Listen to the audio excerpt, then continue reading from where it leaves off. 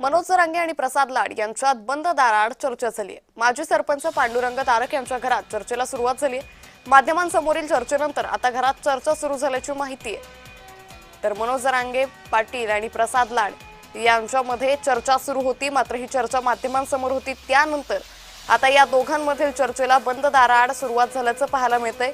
माध्यमांसमोर चर्चा केल्यानंतर या दोघांमध्ये सध्या घरात चर्चा सुरू आहे।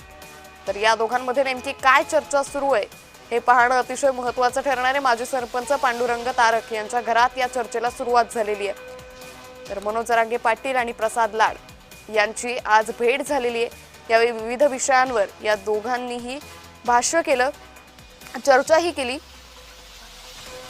तर माध्यमांसमोरील चर्चेनंतर आता या दोघांमध्ये बंद दाराआड चर्चा सुरू झाल्याचं पाहायला मिळतंय। तर यावेळी मनोज जरांगे पाटील यांनी मुख्यमंत्री फडणवीसांना त्याचबरोबर इतर महत्त्वाच्या नेत्यांना काही प्रश्न उपस्थित केले। तर प्रसाद लाड यांनी मनोज जरांगेंना आपल्या 30 तारखेचं आंदोलन मागे घ्यावं असं आवाहनही केलेलं आहे। तर त्यांनी हे आंदोलन करू नये, मुख्यमंत्र्यांना समजून घ्यावं असंही यावेळी प्रसाद लाड म्हणाले। तर या संदर्भात अधिक माहिती घेऊयात आमचे प्रतिनिधी विजय चिडे यांच्याकडून। विजय, मनोज जरांगे आणि प्रसाद लाड यांच्यात सुरुवातीला चर्चा झाली माध्यमांसमोर आणि त्यानंतर आता त्यांच्यात ही बंद दाराआड चर्चा सुरू आहे, काय अधिक माहिती?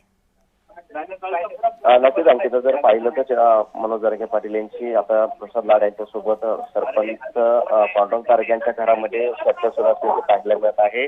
आणि मनोज जरांगे पाटील यांनी आंदोलन करू नये ह्या भूमिका जी आहे ती प्रसाद लाड यांनी मांडलेली आहे। मुख्यमंत्र्यांना तुम्ही समजून घ्या असं देखील त्यांनी म्हटलेलं आहे। मात्र यावेळी जर बघितलं तर मनोज जरांगे पाटील यांनी त्यांची संपूर्ण मागण्या त्या प्रसाद लाड यांच्या समोर मांडलेल्या आहेत आणि त्या मागण्या 28 तारखेपर्यंत आम्हाला पूर्ण करा असं देखील त्यांनी म्हणल्याचं पाहायला मिळालं।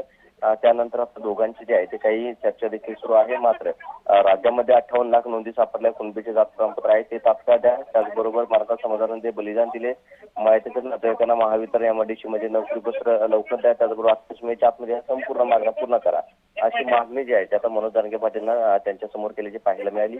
मात्र बंद दारात देखील चर्चा सुरू होती। यावेळी चर्चा नसल्याचं मनोज जरांगे यांनी म्हणलं, जे काही होतं ते आमच्या माध्यमासमोरच आम्ही मांडलं असलं तरी देखील त्यांनी म्हणलं निवांत बसलोय असं त्यांनी यामध्ये म्हणलेलं आहे। निश्चित विजय, या संदर्भातले अपडेट घेत राहू। तुर्तास धन्यवाद आपण दिलेल्या सविस्तर माहितीसाठी।